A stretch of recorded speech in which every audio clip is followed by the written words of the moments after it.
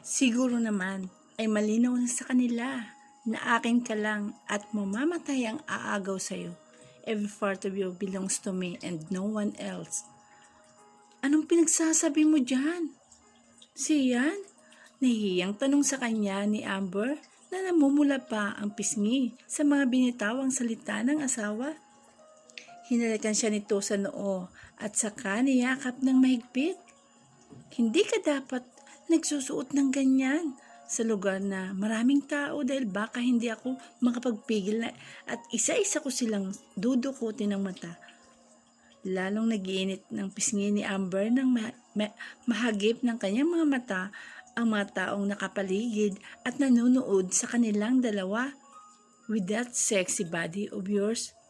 Che, hindi nga halatang dalawang makulit ang lumabas dyan. At ang gusto ko, ako lang ang pwedeng makakita sa iyo na may ganyang suot at kahit wala pang suot.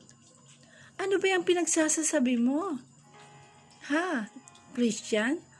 Nakakahiya ka. Naisiksik niya mukha niya sa dibdib ni Sian sa sobrang hiya sa mga taong nakakita sa kanila. At kahit siya lang ang nakarinig ng lahat ng sinasabi ng asaway, hindi pa rin niya mapigilang hindi mahiya. Humalakhak si Sian sa pulang-pulang mukha ng asawa.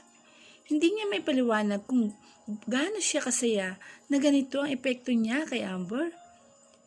Hindi mo kailangang mahiya dyan dahil kayang-kaya kong ipagsigawan sa kanilang lahat. Ngayon na asawa kita at mahal na mahal kita. Mahal na mahal. Nakangiting sabi ni Sian.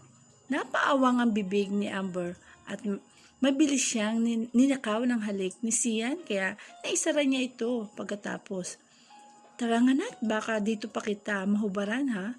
Sinuntok siya sa braso ni Amber na tinatawanan lang niya ito habang naglalakad sila.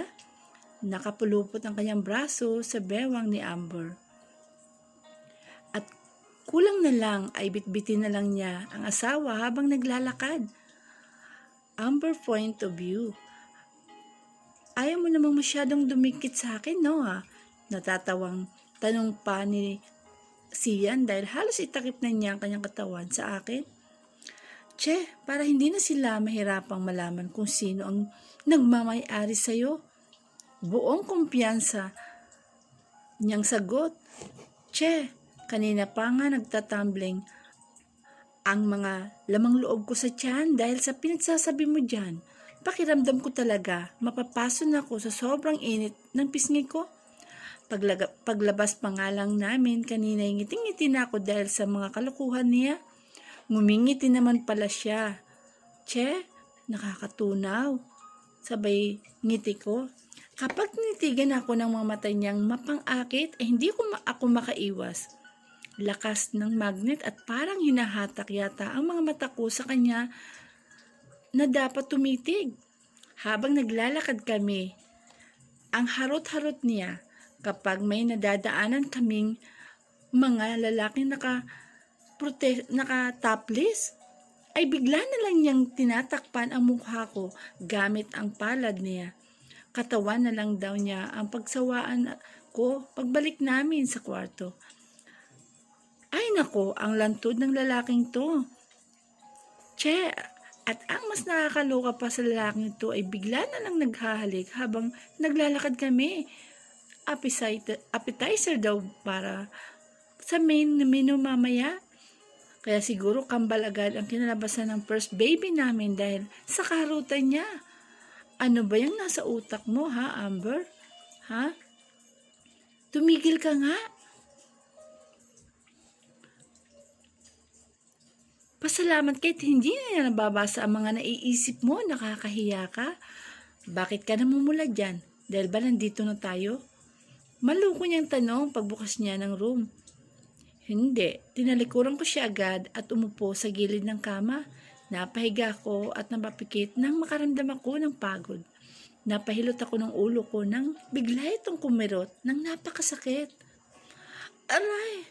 Napaupo at saka napasabunot sa buhok ko sa sobrang sakit na parang binibiyak ang bungo ko sa kirot. Amber, Dinig kong sigaw ni Sian at naramdaman kong nanginginig ang katawan niya.